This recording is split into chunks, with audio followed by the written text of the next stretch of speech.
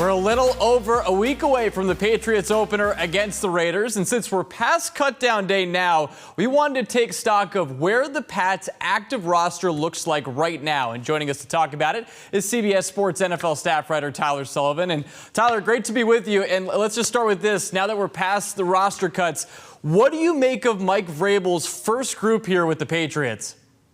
Yeah, I think it's a much better team overall than what we've seen in years past from a talent perspective. So that's a good thing. My concerns are they're not the deepest team in the NFL. You can look at, for example, look at the secondary. I think that one of the strengths of this team will be the cornerback spots. Of course, you have Christian Gonzalez coming off a second-team All-Pro season last year. You have Carlton Davis, who they signed to a big money deal in free agency.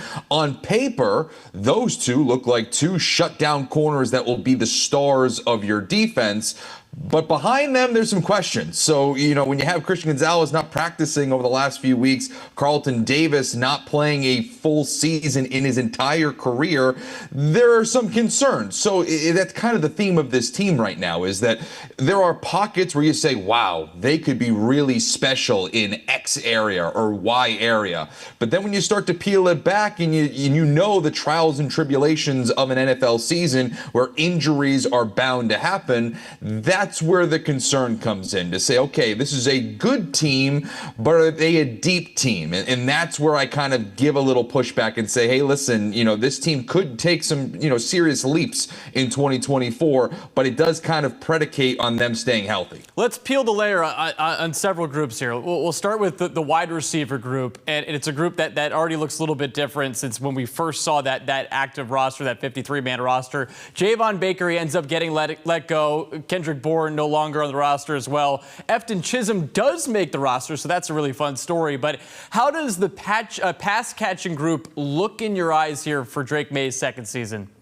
Yeah, our guy Efton Chisholm, we talked about him a couple of weeks ago, and of course he makes the team. And so I don't know if this summer darling is going to all of a sudden be in the starting lineup for the New England Patriots, but he's going to be a depth piece. And this is one of the areas where I think the Patriots are actually deep, because a guy like Efton Chisholm, who can play on special teams as well, really does give you some nice versatility. Of course, Pop Douglas is going to be your number one slot receiver, but in the event that you want to carry two of those guys, or if something happens to Pop Douglas, you have somebody waiting in the wings to possibly take on that role. So I like Pop Douglas. I like Matt Collins as a big-bodied receiver that they brought in this offseason. But of course, the big question will be, what kind of Stephon Diggs are the Patriots getting? It's a great sign that he looks like he's going to be ready for the start of the season. It seems like all indications are that he will be active for week one. We'll see how it ultimately progresses. But the fact that he's not on PUP for a guy that tore his ACL in the middle of last year is a really encouraging sign. So if they get even 75% of Stephon Diggs, that is a massive development. This is a wide receiver room that is more talented than I can remember. I mean, you could probably go back to the days of Julian Edelman in terms of the last time you could find some serviceable guys at this position. So if Stephon Diggs is remotely close to what he has been during his career, if Matt Collins does prove to be that big-bodied receiver that I expect him to be, specifically in the red zone, and you have Pop Douglas out of the slot, not to mention the other guys like Kyle Williams and Efton Chisholm, the young guys coming up, this is a deep group. Yeah, it's a group that we hope takes a step forward. A big season coming up for Drake Maye. Now, there was a lot of talk about Kyle Duggar not making the roster, and there was reportedly some interest from other teams to trade for him. It never materialized, obviously, and he's still on the roster. What does it say about both Duggar and the Patriots that he's still in New England? Yeah, I think you have to look at the contract, right? Of course, he signed a deal not too long ago. So whenever you have to move, not crazy big money, but big money nonetheless, yeah, that's a little bit more difficult to move, especially for a Patriots team where, like I was mentioning, they're not that deep in certain areas. So I don't know if this is an organization at this stage in their rebuild. And don't be mistaken, this is still a rebuild, even though there's a ton of optimism coming into this season. But you are coming off back-to-back 4-13 seasons. As I referenced, the roster still has some holes. I don't think you're in the business of moving on from players that, yes, maybe are not in your core anymore. I don't think think Kyle Duggar at one point was certainly a part of your core getting signed to that extension, but now he's not. But at the same time, you still need players to at least give you some depth, whether it's at safety or if it's at linebacker where they tried him out this preseason. So not ultimately surprised that he wasn't dealt, given the contract the hurdles that they would have to go through.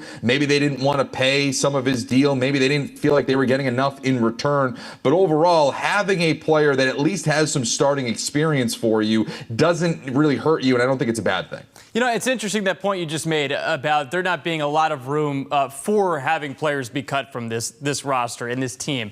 One guy that was cut, though, was Cole Strange, a former first-round pick, and now he's no longer on the roster. And I think the most memorable part of all of this, Tyler, is Sean McVay's comment after he was taken by the Patriots in the first round. I mean, we all remember that video of him being shocked that Cole Strange ended up being taken in round one by Bill Belichick at the time. How big of a miss was this for the organization that only 3 years later he's off the roster? Yeah, it's a massive miss, and that's kind of was the theme of Cut Down Day for the New England Patriots, and I wrote about it on CBSSports.com. You can highlight Cole Strange, you can highlight the 2024 class outside of Drake Maye. You mentioned Javon Baker being waived. He initially made the 53-man roster, but was ultimately moved on, and it really just showed New England's struggles at the NFL draft, specifically with Cole Strange. I mean, what have we been talking about? We've been talking about the offensive line over the past 2 years or so. And now he was not a bookend tackle. He was drafted as a guard, but we've seen offensive lines be spearheaded by elite guards. And when you're drafted in the first round, you're expected to be an elite guard. Ultimately never materialized, and it's kind of been the same old story for the New England Patriots at the NFL draft. We were just talking about Kyle Duggar. He was another top pick of the New England Patriots, second round, but he was their top pick that season. Ultimately didn't live up to that potential, tried to be moved this offseason. Again, going to be a depth piece now. But you look at the drafts for the New England Patriots since 2020 into 2024. They've drafted 48 players at the NFL draft. Only 14, by last I checked, are on this 53-man roster. So you're talking about a really low percentage at the area where you are most centralized to rebuild your team via the NFL draft. That is the highway to build a sustainable contender, and so far the Patriots have struck out in that regard. We'll see how this 2025 class looks now that Mike Vrabel is sort of running the show. We talked about Travion Henderson. We talked about Will Campbell. We'll see how this new young core transitions, but over the last handful of years, the last half decade or so, it's been a struggle with the NFL draft. And obviously there's a lot riding on the offensive line. And interestingly, Mike Vrabel has not yet revealed his starting five yet. How concerned are you about the offensive line depth? I think it's going to be better than it was than years past, but when you're one of the worst offensive lines in the NFL last season, you really only can go up. But I do think that this has the ability to be a average to slightly above average offensive line, and that's all that Drake Maye might need. You know, I think that one of the things that is a benefit that they have this season, outside of the new personnel that they brought in on the offensive line, is the fact that you have Josh McDaniels back as your offensive coordinator. I wouldn't sleep on that in terms of helping Drake Maye, helping this offensive line really maybe not absorb as much pressure, get the ball out quick, maybe not put too much on them early. We'll see how they'll be tested in week one. You have Max Crosby coming to town, one of the best pass rushers in the NFL, so we'll see how they game plan against him.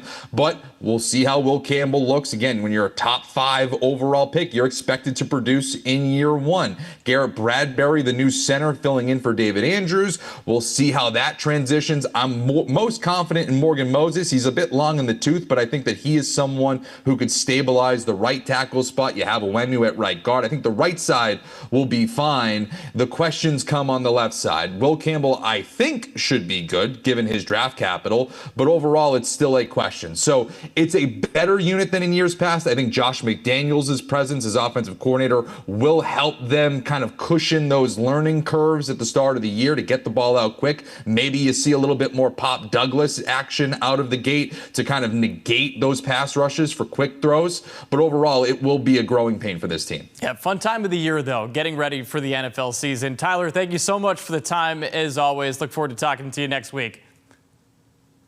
And again, the Patriots opener is coming up, not this upcoming Sunday, the Sunday after that, September 7th. We'll start you off with Patriots game day at 11:30 on WBZ. Pats and Raiders kick off at 1, also on BZ, followed by the 5th quarter postgame show on TV 38.